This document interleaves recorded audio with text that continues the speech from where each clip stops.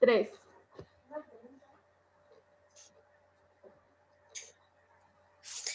Cordial saludo, mi nombre es Lady Carolina Herrera Gutiérrez. A continuación, vamos a realizar la exposición con mi compañera Angie Constanza Montaña de la tarea 1, explorar la diversidad microbiana y su ecología asociada a la agricultura. Estudiamos el programa de agronomía, pertenecemos al grupo 3030-1959. Primera pregunta. Explique de qué dependen los tipos de actividades microbianas y la velocidad de estas actividades. Entonces, la actividad microbiana depende del hábitat en el que se desarrollan los microorganismos, del tamaño de las poblaciones y del estado fisiológico de los microorganismos. Y la velocidad microbiana hace referencia a la disponibilidad de nutrientes que se encuentran en el ambiente, a las condiciones de crecimiento del ambiente y a la adaptación y supervivencia de los microorganismos en su hábitat. ¿En qué consiste una comunidad microbiana? Son poblaciones de células que se desarrollan en un ambiente e interactúan con el fin de obtener alimento y poder garantizar su supervivencia. Se hace referencia a la unión de dos gremios que se encuentran y interactúan, y con esa interacción forman un conjunto de gremios, es decir, una comunidad. ¿Por qué son diferentes la riqueza y la abundancia de las poblaciones? Entonces, la abundancia es la proporción de cada especie en la comunidad controlada por los recursos disponibles. Y la riqueza es la biodiversidad de especies que se encuentran en un ambiente, dependiendo su estructura, su composición y su funcionalidad. La diferencia entre ellos radica que la riqueza clasifica a cada especie según la clase de microorganismos, y pues la abundancia caracteriza a todos los microorganismos que están disponibles en el ambiente. Dice, el aporte de energía al ecosistema. Sintetice mediante un mapa de ideas cómo funciona el aporte de energía al ecosistema e indique por qué los microorganismos juegan un papel importante. Entonces, el aporte de energía al ecosistema parte de la luz solar, el carbono orgánico y las sustancias inorgánicas. Entonces, cada de ellos cumplen una función, que la luz solar sintetiza el ATP y puede ayudar a descomponer la materia orgánica, generar macronutrientes que ayudan a la actividad catabólica de los microorganismos. De igual manera, el carbono orgánico permite la oxidación y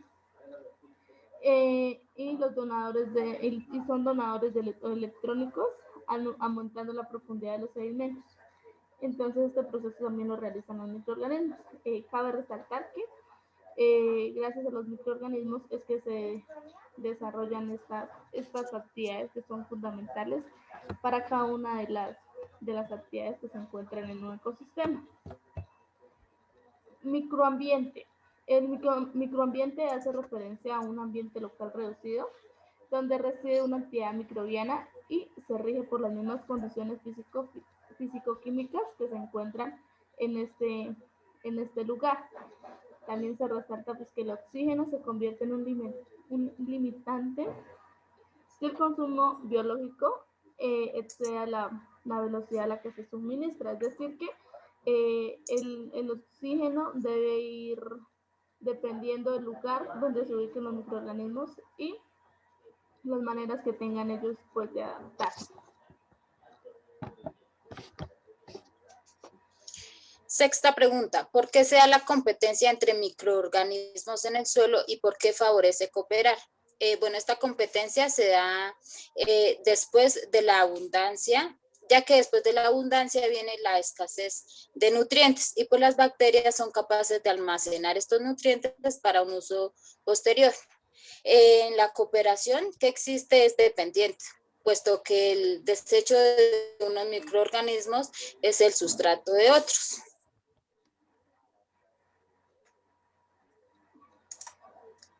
Séptima pregunta. Explique con un dibujo o esquema propio la composición de los suelos con vegetación teniendo en cuenta los microorganismos. Entonces, tenemos el suelo con vegetación, que el material mineral orgánico comprende un 40% del suelo. El material orgánico comprende un 5% del volumen del suelo. El aire y agua, un 50% del suelo, y alrededor del 5% encontramos microorganismos y macroorganismos.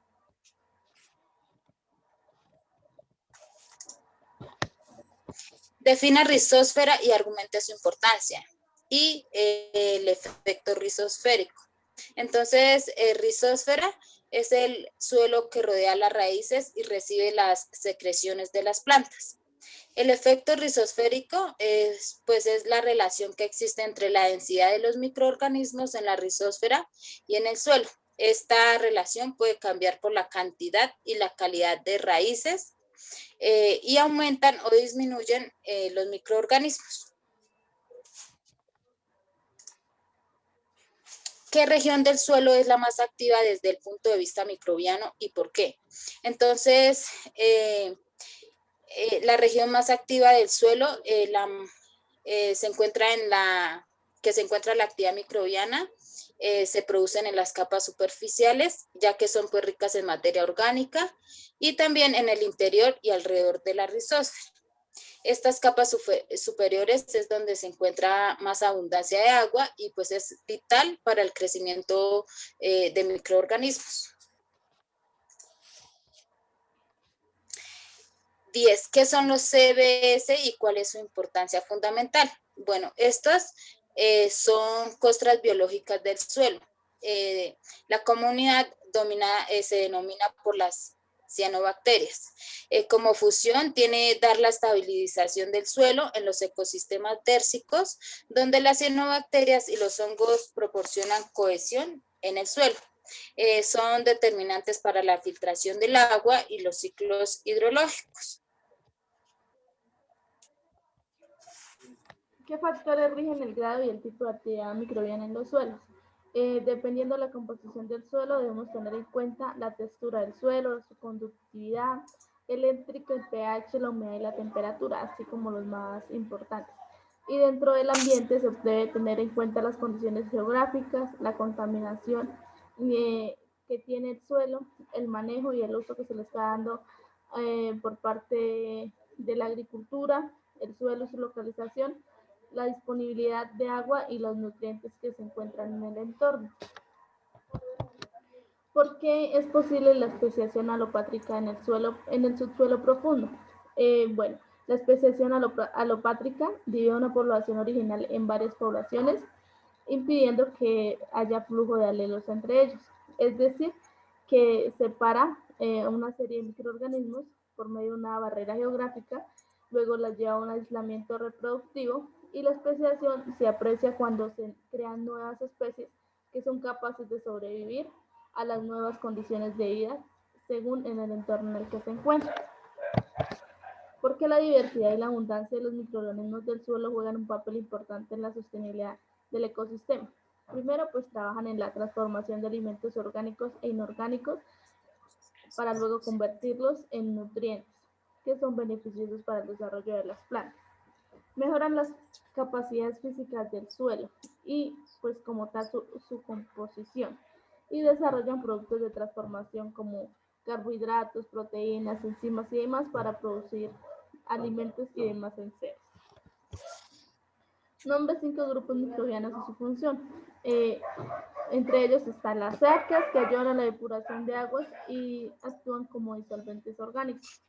Las cianobacterias, que generan oxígeno, son capaces de captar carbono y nitrógeno. Las zoobacterias son heteromórficas, son utilizadas en el tratamiento de agua para la depuración de contaminantes. Las algas producen materia orgánica e inorgánica en el agua.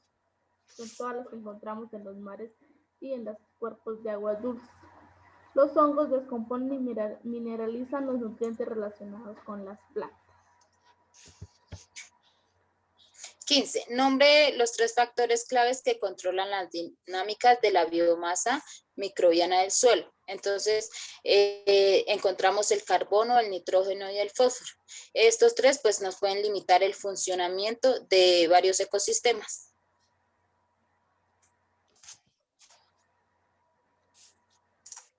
16. ¿Por cuáles factores es gobernada la variabilidad de biomasa microbiana? Entonces tenemos la vegetación dominante, esta nos brinda una mayor diversidad de vida microbiana y el uso que se le dé al suelo.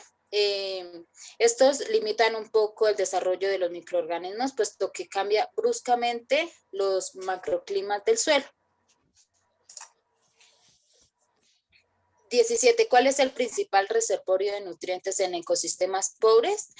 Bueno, el principal reservorio de la biomasa microbiana del suelo.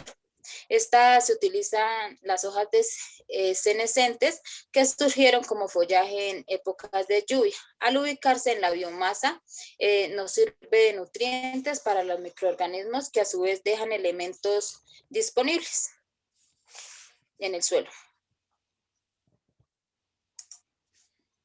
¿Por qué el tamaño de la biomasa microbiana puede prever un estimado de la productividad en un ecosistema restaurado? Pues porque esta es fuente de nutrición del ecosistema y es por ello que un ecosistema no puede producir más de lo que él tiene a su disposición.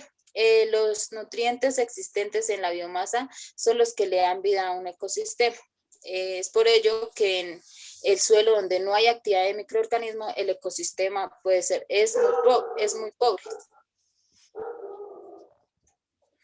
19. ¿Qué se puede concluir de las prácticas de restauración usando plantaciones mezcladas en cuanto a la SMB? Entonces, podemos utilizar un alto potencial de SMB y pues con ayuda de la diversidad de microorganismos. Bueno, la bibliografía es tomada de los libros que aportó el tutor en el foro.